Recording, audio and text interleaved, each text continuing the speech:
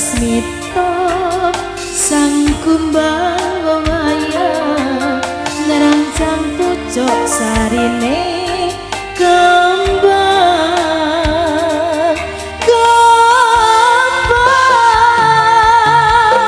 kusu hayo kusumaning ratri mong nyawiji kinanti mamatri sajroning ati kang suci lintang-lintang panjerana antariksa ami bumi ayu sarina kusuma wijaya Seraji budaya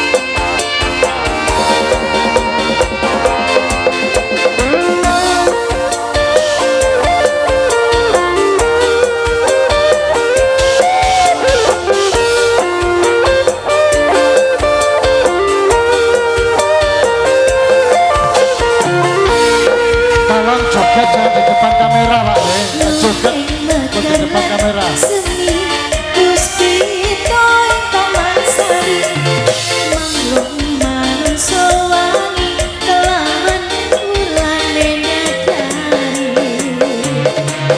ngabarum sasmita sang kumbang tolong jangan di depan kamera Pak rada minggir malah sarine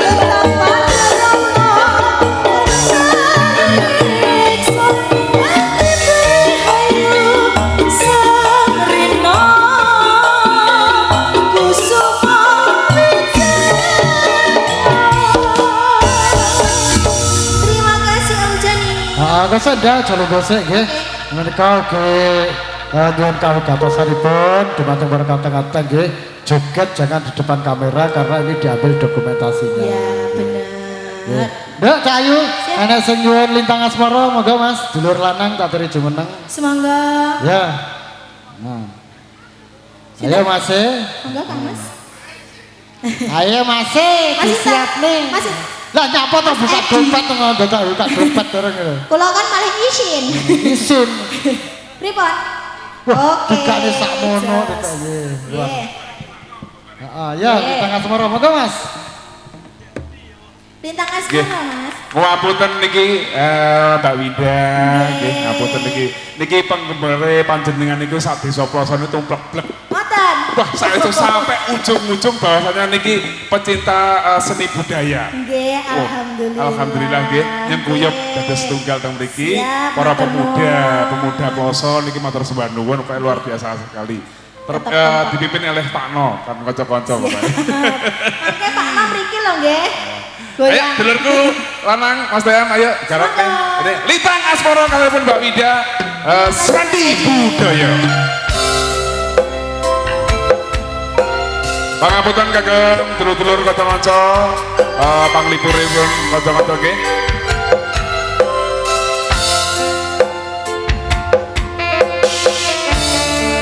Ayo Pak No siap nyawer dulu. Ayo Pak Nom. Gantian yo, oke. Dari kon nom bisa.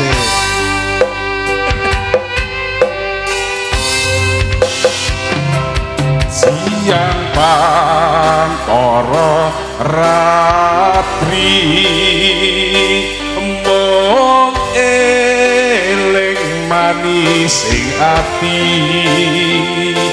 setiaku bisa anduweni marang sang Tyasulaksmi.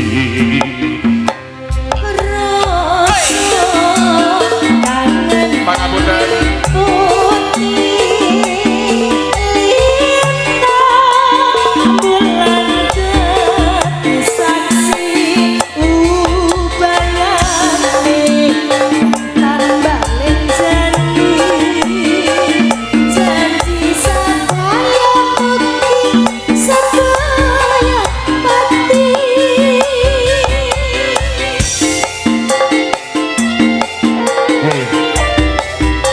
Ojo dadi kilonya atine ya wong iki ya. Boten Kang Mas. Ya.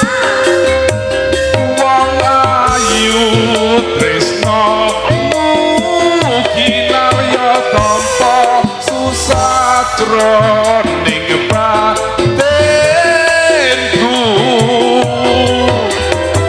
Terus tantepno rasa atimu tresnaku tulus rone aku. Senajan ngarungi banyu segara rasaku ora bakal sirna. Senadyan nyawa cocok karo wis tresno ora bisa dipisahno. Yo! Sandi Budaya bersama Mbak Ida. Ada Mas Edi. Pemuda Ploso luar biasa. Cano. Ayo Pak No. Ayo kita ditolak ya. Ayo ngono lo. Dulur lanang. Terima kasih Pak No. Iya. Siapa para ratri mung eling manis ing ati setiaku bisa anduweni marang sang Tyasulaksmi. Rasa kangen putih lintang bulan dadi saksi ubayane tambalen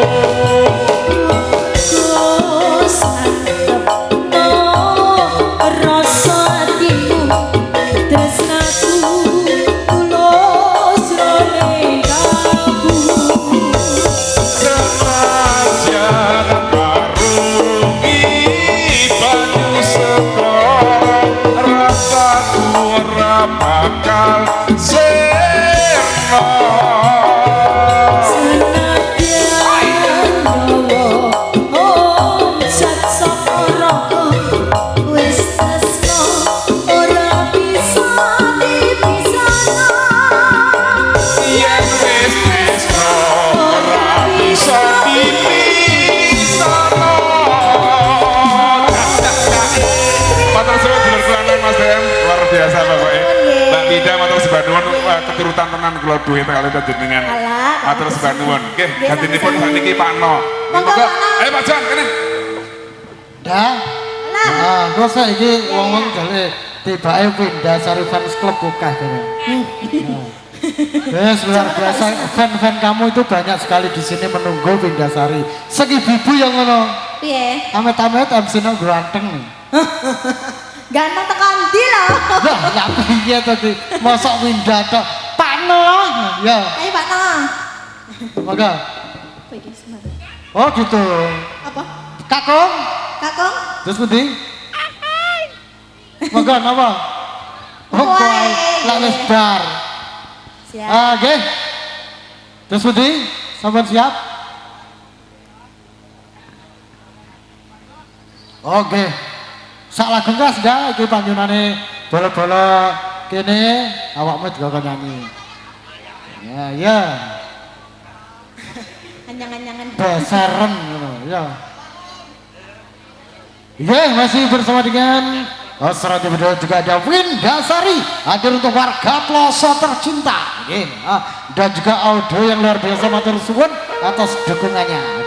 Yuk. Audionya mau apa Om? Alah apa mau? Apa Mas? Audio. Terima kasih ya Mas. Luar biasa. Audio matur suwun. Audio. Ayo bro, Sradi Budaya. Hei, iki lho barangnya. Barangnya apa Om? Api ora? Setengah. Sradi Budaya.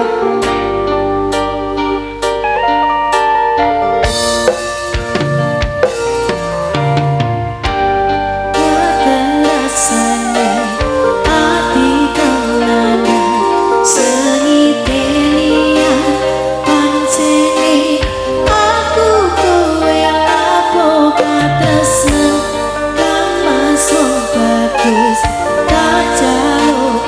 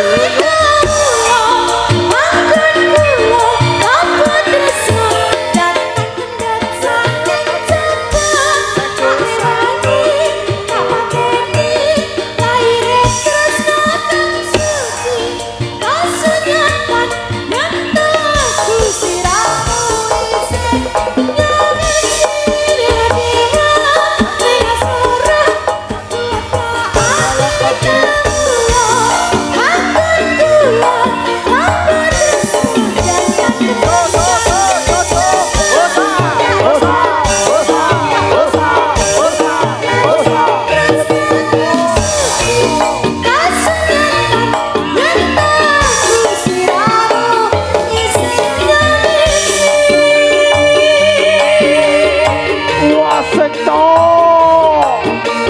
kasih.